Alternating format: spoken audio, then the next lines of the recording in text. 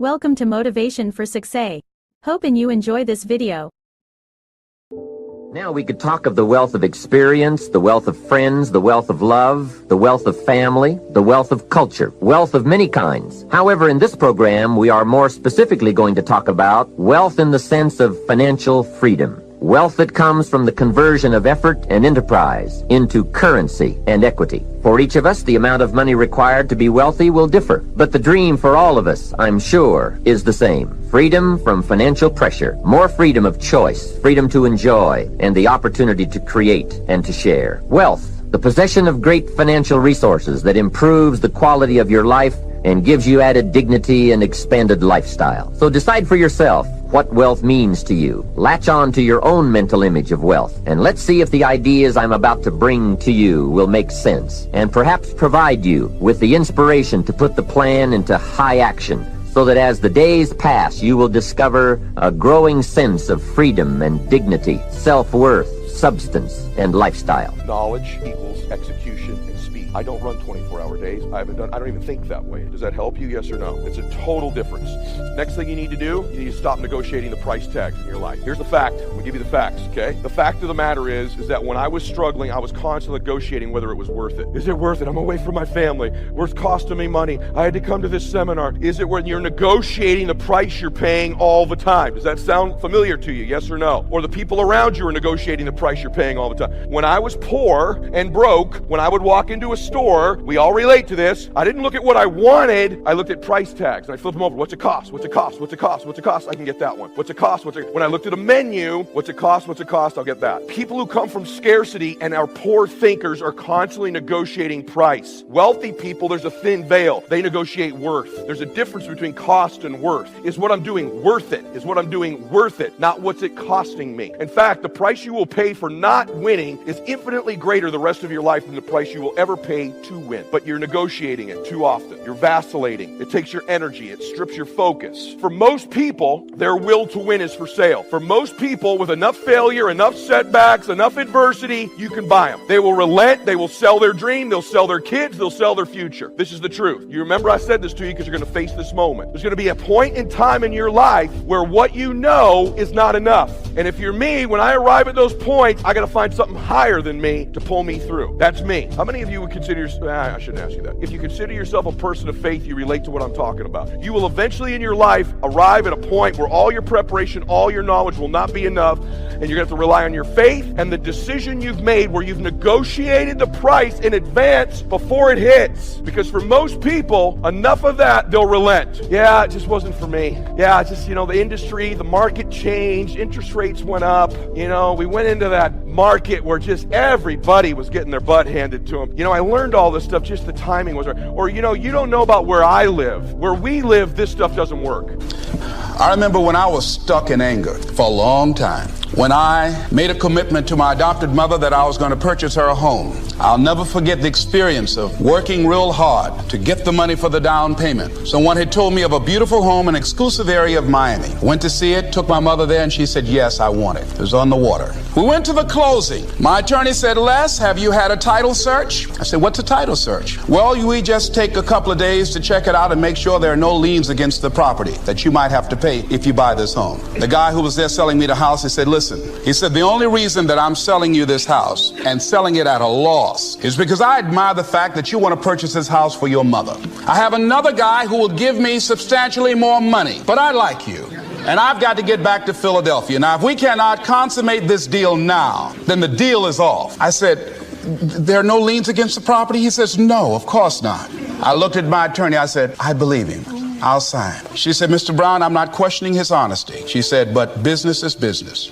I signed that contract. And we had a big celebration. Everybody in the neighborhood was talking about Leslie coming home, one of the twins that Mamie adopted, to buy her a home. Child, isn't that nice? God is going to bless him. A few weeks later, I received a letter, a registered letter, indicating that the house was going up for sheriff's sale on the courthouse steps. A man had filed a $12,000 lien against the property because the previous owner owed him that money. And if I did not come up with $12,000 in 30 days, he was going to sell the house to the highest bidder. I called this man and said, Mister, my name is Les Brown. I purchased this house. I had nothing to do with your prior bill. He said, that's not my problem. He said, you should have had a title search. I said, can you give me time? I said, my mother is an older lady. She has a bad heart. And I said, please. I said, if you just give me the time, I don't know how I'm going to do it with the house note and everything else, but I think I can pay you at least $2,000 a month, and within 6 months, somehow I will pay you your money. He said, no, I want it all in 30 days or you get out. I did everything I could, racked my mind thinking about how I could get $12,000 because I took everything I could to get the money just for the down payment and the closing. I finally had to face the reality that I wasn't going to be able to do it. I was up around 2 o'clock in the morning, walking back and forth, thinking, how was I going to tell my mother this? My children were there in the room sleeping all night long. I agonized over this. I lost over 23 pounds. Pretty soon I went in the room where my mother was sleeping and I said, Mama, I got down on my knees by the bed. I said, Mama, I got to talk to you. And she said, what's wrong? I said, Mama, we got to get out the house. I said, in my haste to buy the house, I made a mistake. She said, that's all.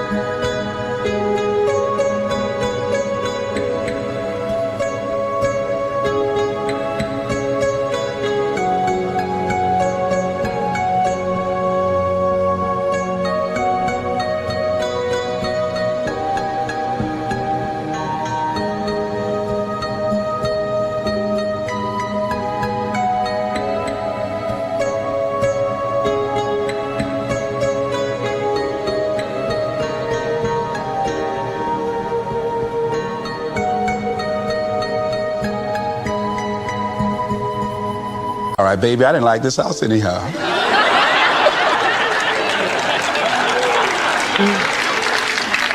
I said, Mama, you told me you loved it. I brought our friends out here to see it. She said, you know I have arthritis in my knees, and I don't like going up the steps, but I knew it made you happy. You loved it so much. I said, Mom, I've lost 23 pounds agonizing over this. Well, we had to pack up and go back to the old house down the street from Northwestern High School in Liberty City. All those neighbors who came out and saw us leave, those neighbors were there as we were coming back. We went in the house, the roaches were playing cards saying, come on in and take a hand. I was wiped out. I was embarrassed and humiliated. Words cannot encompass the symbolism of what I felt. I remember when I was unloading the furniture and I began to cry. My sister came by. You know you didn't have any money to buy no house, Mr. Big Time. Hadn't given me a quarter. You know Mama got a bad heart now, y'all, back where you belong. As I was crying and my head down, taking furniture in, my mama said, hold your head up. I said, Mama, I just feel so bad about this, Mama. She said, hold your head up and dry your tears. You have nothing to be ashamed of. And I did. If you have nothing, I live in Fiji a portion of the time. I have a home there and a resort there and kind of 2 families of villages there that I interact with the last 25 years. And when you go to Fiji and you walk down the street or you drive by, people jump up and they yell, Bula, Bula, Bula, which means welcome, be happy, we love you. And you drive by 5 minutes later and they jump up, Bula, Bula, Bula. And you're going like, what drugs are they taking? No one's paying them. But they're so happy. They're in such a different state. They've learned to focus on something else and come up with a different meaning for life. But if the meaning is it's the end, if the meaning is that you're dissing me, if the meaning is you don't care, whatever meaning we come up with, that affects the third decision, which is what am I going to do? And what people do is based on the meaning, because the meaning creates emotion, right? You can be miserable no matter what you have, and you can be euphoric having nothing. We all know it's true. In fact, is it possible to learn?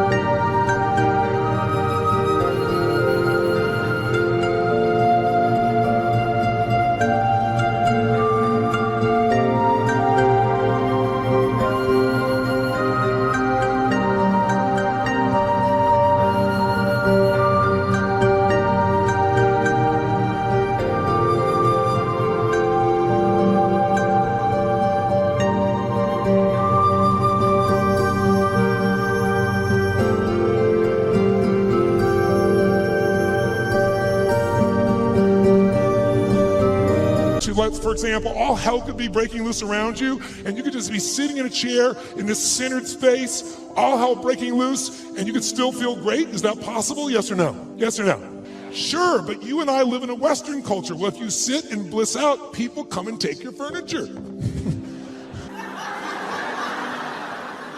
And Elijah's in the cave. But let me tell you something that's amazing. After preaching about Elijah for gosh, how long I've been preaching? Almost 35 years. I realized something. Nobody saw him under the juniper tree. And nobody saw him in the cave. The last time he was in public was on Mount Carmel. And on Mount Carmel, he was Superman. So everybody thinks he's Superman. Only God knows that he's Clark Kent. Isn't it funny how everybody can think you're better than you are, stronger than you are? Oh, you know, when you're good at what you do, people use you, almost abuse you, which is really a compliment because they can count on you. They don't think that you're human. Oh, Mary's just always nice. Oh, Frida's just always good at her job. Oh, Pastor so-and-so just always, he's just amazing. He's amazing. Our pastor, just amazing.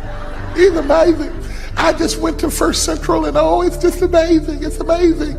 Well, they see you on Mount Carmel. Nobody knows about your juniper trees and your caves. Nobody sees your secret places of frustration but God. And he's up under the juniper tree. And I think, you know, sometimes I think you ought to take a moment and just thank God that he gives you privacy with your pain. A luxury you will not have if you continue to succeed, I might add. Because the benchmark of when you really go mainstream, the hardest thing to have is privacy with your pain. So while you're fighting to be discovered and fighting to be exposed, be careful, because once that light hits you, it don't just show your Carmel, your Mount Carmel. It shines right up under your juniper tree and right into your cave and into your kids' caves. Be careful what you ask for, you might get it. Thanks for watching. Subscribe not to miss the next videos.